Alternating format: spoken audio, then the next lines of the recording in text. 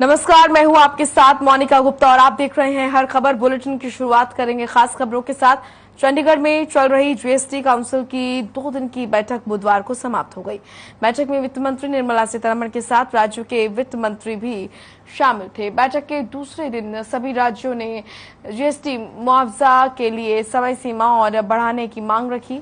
वहीं निर्मला सीतारमण ने बुधवार को जीएसटी काउंसिल की 2 दिवसीय बैठक के बाद प्रेस को संबोधित किया। उन्होंने कहा कि इस बैठक में सभी एजेंडे पर चर्चा हुई। साथ ही कहा कि अभी राज्यों का जीएसटी मुआवजा बढ़ाने पर कोई फैसला नहीं हुआ है।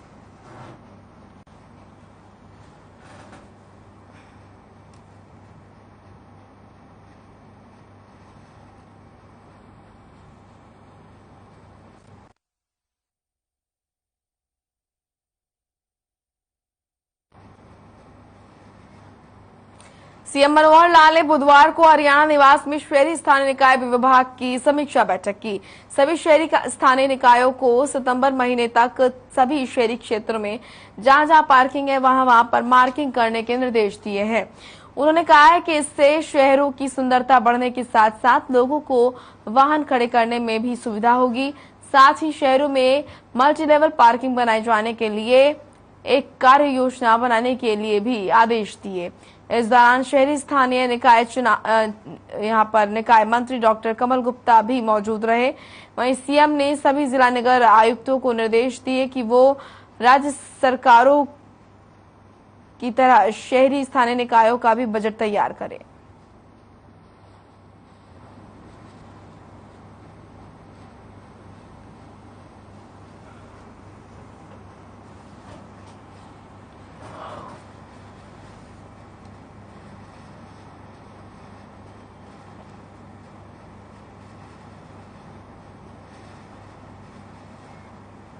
परिवहन मंत्री मूलचंद शर्मा ने ई व्हीकल पॉलिसी पर बोलते हुए कहा कि इलेक्ट्रिक व्हीकल्स पॉलिसी को कैबिनेट ने पास किया है।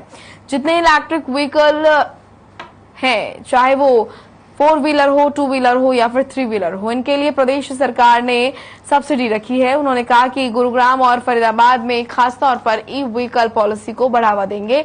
ई व्हीकल पॉलिसी के माध्यम से पूरे प्रदेश को प्रदूषण मुक्त करने का कार्य करेंगे। साथ ही अग्निवीरों को 1 लाख से ज्यादा हुई रजिस्ट्रेशन पर कहा कि देश का युवा जो नौकरी करना चाहता है, देश और प्रदेश की नीति से संतुष्ट है, वो रजिस्ट्रेशन कर रहे हैं। आने वाले समय में अग्निवीरों को इस योजना का भरसक लाभ मिलेगा।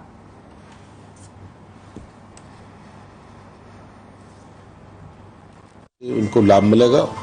अभी इलेक्ट्रिकल पॉलिसी जो अभी कैबिनेट ने पास की है और इलेक्ट्रिकल व्हीकल के 2 व्हीलर हो, 4 व्हीलर, 3 व्हीलर और जितनी इलेक्ट्रिकल व्हीकल है उसके लिए प्रदेश सरकार ने सब्सिडी रखी है और ज्यादा से ज्यादा इलेक्ट्रिकल व्हीकल प्रदेश में गुड़गांव और फरीदाबाद में इसको बढ़ावा देंगे और पूरे प्रदेश को पॉल्यूशन फ्री करने का हम कार्य करेंगे। मैं आपके चयनित अग्निवीरों के जो रजिस्ट्रेशन जो पहले 6,000 हुए, फिर 20,000 हुए, 1 लाख हुए, जो प्रदेश के जो देश का जो युवा है जो नौकरी करना चाहता है, जो प्रदेश और देश की जो नीति से पूरी तरह समर्पित है, वो लोग रजिस्ट्रेशन कर रहे हैं, वो जाना चाहते हैं और देश के प्रति काम करना चाहते हैं और लोगों के आने वाले समय नौजवान साथी जो इस पॉलिसी उनको लाभ मिलेगा। प्रदेश में बिजली को लेकर बिजली मंत्री रणजीत सिंह चौटाला का बयान सामने आया है। बिजली उपभोक्ताओं को फ्रॉड कॉल आने पर बिजली मंत्री ने कहा कि हमारे विभाग से अभी तक ऐसा कोई मैसेज नहीं आया है। अगर कोई इस तरह का मामला सामने आता है तुरंत प्रभाव से सख्त एक्शन लिया जाएगा। वहीं प्रदेश में बिजली की मौजूदा स्थिति पर रणजीत चौटाला ने कहा कि हमारे पास बिजली की कोई कमी नहीं है। आजकल बिजली बहुत सस्ती है। हमारे यहाँ 3 दिन बिजली की कमी थी, अब सब ठीक हो गया है।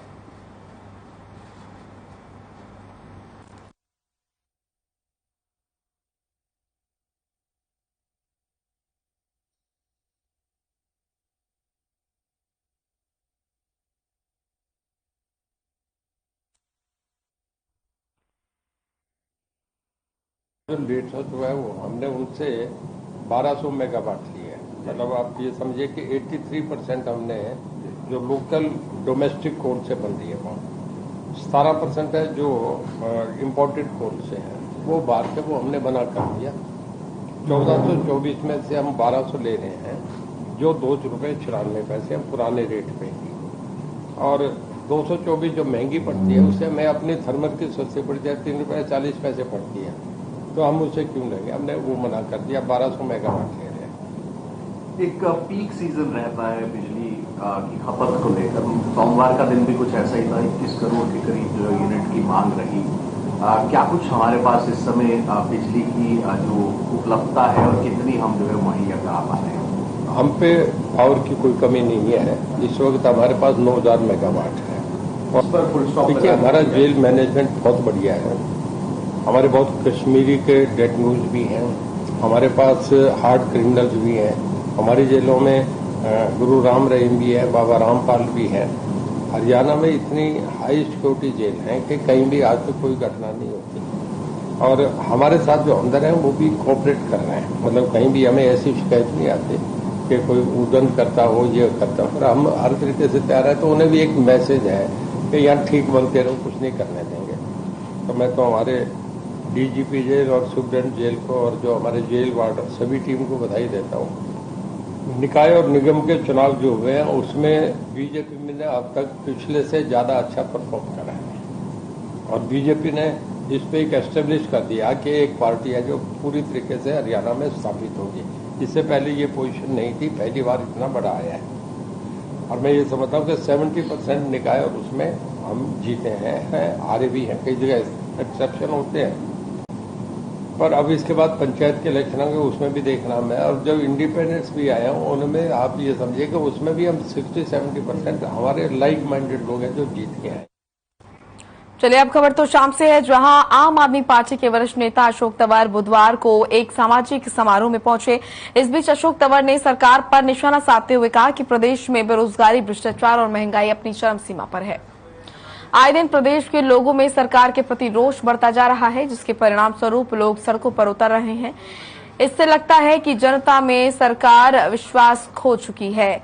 वहीं निकाय चुनाव पर बोलते हुए अशोक तंवर ने कहा कि चुनाव में प्रदेश का 71% वोट सरकार के खिलाफ पड़ा है, जिससे स्पष्ट होता है कि प्रदेश सरकार जनता में भरोसा खो चुकी है।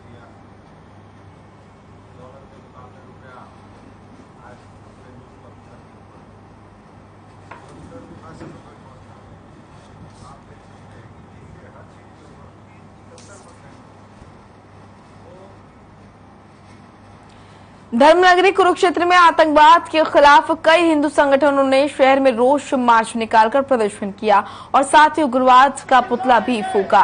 प्रदर्शनकारियों ने हाथों में भगवा झंडा लिए इस्लामिक जिहाद के विरोध जोरदार नारेबाजी की और सरकार से इस्लामिक जिहाद को रोकने की मांग की। वहीं वात्सल्य वाटिका के संचालक हरिओम प्रवाचक ने कहा कि हिंदुस्तान में मदरसों को बैन करना चाहिए, क्योंकि मदरसे से ही अशांति फैलाने की शुरुआत होती है। कुरान में कहीं भी नहीं लिखा कि देश में अशांति फैलाएं। साथ ही अनूपनाथ गिरी महाराज ने कहा कि भारतीय संस्कृति प्रेम और भाईचारे की संस्कृति रही है, लेकिन कुछ लोग यहाँ पर अशांति फैलाने का प्रयास कर रहे हैं।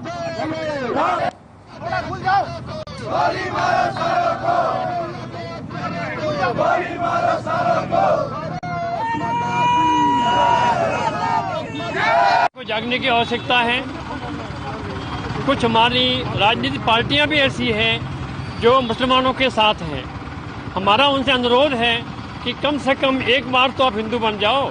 आपके पास संपत्ति है, आपके बेटा बेटी है, ये कल उनका क्या होगा ये सोचो।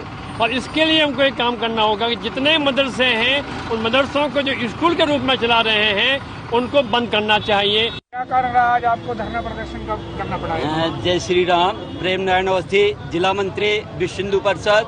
जैसा कि आप सभी लोगों को ज्ञात है कि योजनाबद्ध तरीके से कल हमारे भाई उदयपुर के कन्हैया लाल जी की हत्या धोखे से कर दी गई और वास्तव में उसको कई बार मैसेज के द्वारा भी धमकाया गया।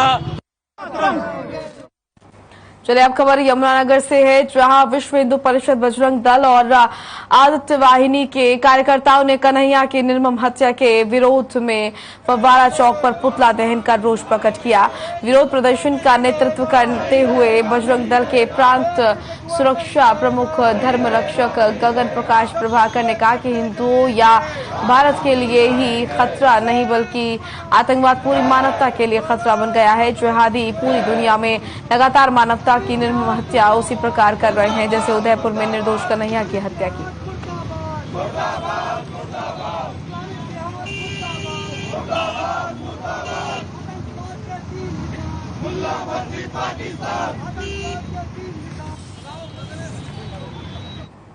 राजस्थान में हुई दर्जी की हत्या का मामला हरियाणा में भी तूल पकड़ता जा रहा है। साइबर सिटी में बजरंग दल और विश्व हिंदू परिषद ने हत्यारोपियों का पुतला जलाया और उन्हें फांसी दिए जाने की मांग उठाई है। यही नहीं, बजरंग दल के सदस्यों ने राजस्थान सरकार के खिलाफ भी जमकर नारेबाजी की और राजस्थान सरकार को आतंकवादियों की संरक्षण देने वाली सरकार कहा और तुरंत प्रभाव से सरकार को निरस्त करने की बात कही।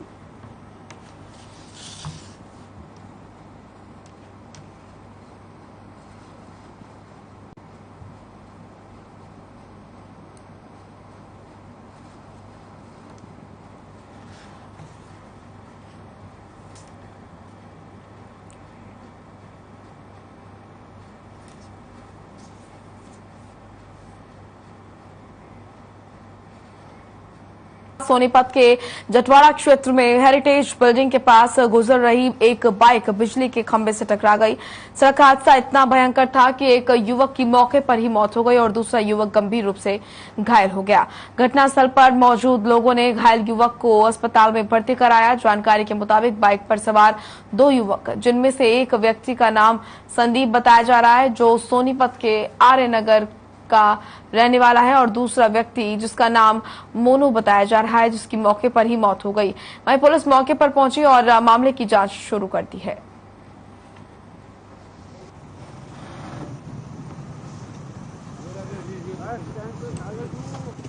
साइड है, बिल्कुल स्पीड में थी साइड लेडीज को लगती है ना, बचाने के चक्कर में साइड स्पीड में जाके लगी, बिल्कुल खंबे पर लग गई। खंबे पर लगी डायरेक्ट। क्या व्यक्ति थे बाइक? 2 व्यक्ति थे। अच्छा, घायल हो गए? हाँ, बहुत ज्यादा मात्रा में घायल है, बिल्कुल। अच्छा, कहाँ ले गए? अब सिविल हॉस्पिटल ले गए शायद।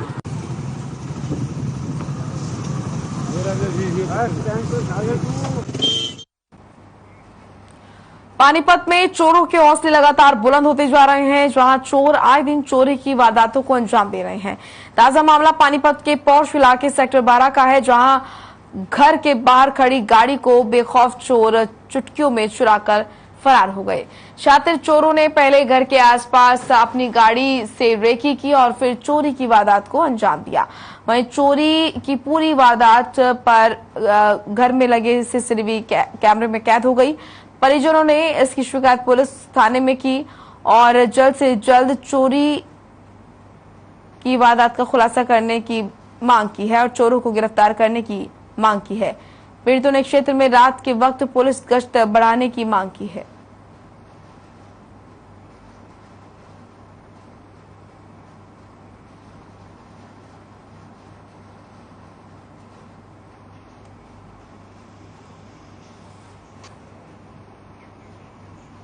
तो दिक्कत क्या है कि गेट नहीं है, ये चारों तरफ से कोई भी एंट्री कर सकता है। दूसरा क्या है कि यहाँ सिक्योरिटी गार्ड नहीं है। गवर्नमेंट यहाँ पे जो है सिक्योरिटी गार्ड होना चाहिए, तो इस तरह की वारदातें नहीं होंगी। जैसे रात को पुलिस गश्त लगाती है? नहीं, रात को कोई गश्त नहीं लगाती है पुलिस यहाँ पे।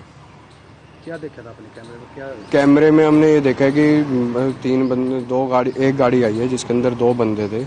उन्होंने 5 राउंड लगाए हैं, तो 5वें राउंड में हमारे यहाँ घर के आगे रुकी है गाड़ी और 3:40 पे गाड़ी ले गई। 3:23 पे सेक्टर 12 से चोरी हुई है, जिस पर हमने प्राथमिकी दर्ज कर ली है और सीसीटीवी फुटेज हम कलेक्ट कुछ की हैं और भी करने लग रहे हैं और कोशिश है जल्द से जल्द चोरों को पकड़ा जाएगा।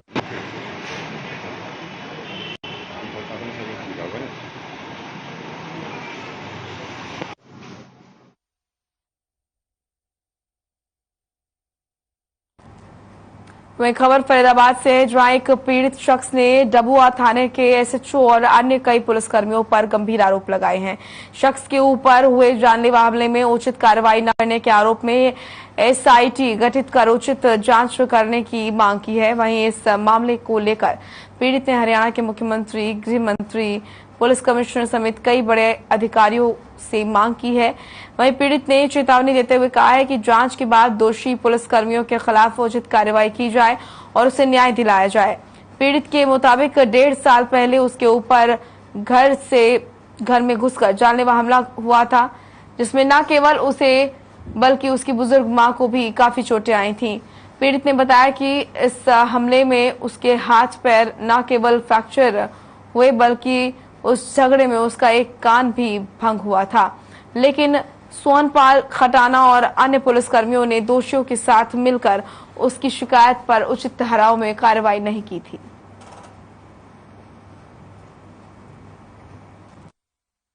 पारिवारिक मैटर था। एक मेरी माताजी शीला देवी के साथ में एक फरवरी में एक झगड़ा हुआ था, 18 फरवरी को, जिसकी मेरी माताजी शीला देवी ने शिकायत दी थी डबुआ थाने में। उस टाइम एसएचओ ये सोनपाल खटाना और उदयपाल और दिनेश एसआई और बलवान उसको देख रहे थे, जिसमें मेरी माताजी शिकायत देने जाती है, मैं साथ में जाता हूं, तो एसएचओ साहब मेरी माताजी से अभद्र भाषा का प्रयोग, बुढ़िया साइड में हो जाए, ये हो ऐसे। कई बार जो है ना, ये हमारे पुलिस विभाग के अधिकारी केस को इतना पेचीदा बना देते हैं कि केस होता कुछ है और बना कुछ देते हैं। और इस तरह की जो बड़ी लापरवाही हुई है, जो हमारे एसएचओ साहब थे उन्होंने बड़ी लापरवाही की है खटाना साहब ने, और सीपी साहब को इसमें संज्ञान लेना चाहिए और ऐसे अधिकारी के खिलाफ सख्त कार्रवाई करनी चाहिए। रेवाड़ी में आजादी अमृत महोत्सव की श्रृंखला में जल संरक्षण की दिशा में सरकार महत्वाकांक्षी प्रोजेक्ट को लागू करते हुए बेहतर पैदावार करने में किसानों को प्रोत्साहित कर रही है। डीसी अशोक कुमार गर्ग ने बताया कि किसान के हितों में सूक्ष्म सिंचाई रथ को लागू किया जा रहा है। आपको बता दें कि सीएम मनोहर लाल ने वीडियो कॉन्फ्रेंसिंग के माध्यम से जल संरक्षण की दिशा में कदम बढ़ाते हुए सूक्ष्म सिंचाई की 7500 प्रदर्शनी परियोजना और उक्त प्रदर्शनी परियोजना को किसानों को समर्पित किया।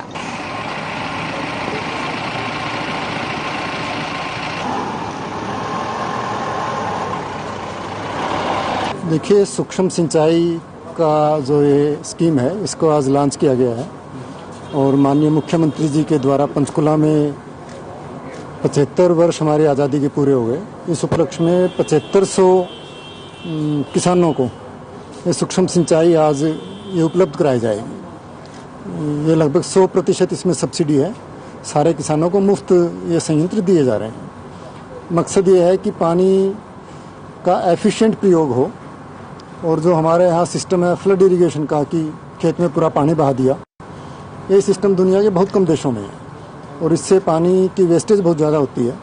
वो वेस्टेज ना हो और पानी की एक एक बूंद सही तरीके से इस्तेमाल हो, उसके लिए सूक्ष्म जो सिंचाई है, ड्रिप इरिगेशन जिसको बोलते हैं, टपका सिंचाई है, ये बहुत ज़्यादा एफिशिएंट है। तो इसको पूरे हरियाणा में प्रमोट करने के लिए सरकार विशेष कोशिश कर रही है। उसी कड़ी में आज ये शुरू किया गया है। तो टपका प्रणाली जो है उसके लिए कितने किसान का अभी तक लाभान्वित किया गया सरकार? देखिए, पूरा डाटा तो विभाग के पास है, लेकिन आज पूरी स्टेट में 7500 किसानों को आज के दिन ये लाभ दिया जा रहा है। तो कैसे जागरूक करेंगे बाकी किसानों को? जागरूकता अभियान भी चलाएंगे और हर गांव में जाके जो विभाग है वो जागरूक करेंगे। सर, 1 तारीख से सिंगल यूज प्लास्टिक पर बैन लगाया जा रहा है, क्या कुछ प्रयास किए जा रहे हैं अपनी तरफ से, अब उनको जागरूक किया जाए, लोगों को, दुकानदारों को? लोगों को जागरूक भी किया जा रहा है म्युनिसिपल कमेटी के द्वारा।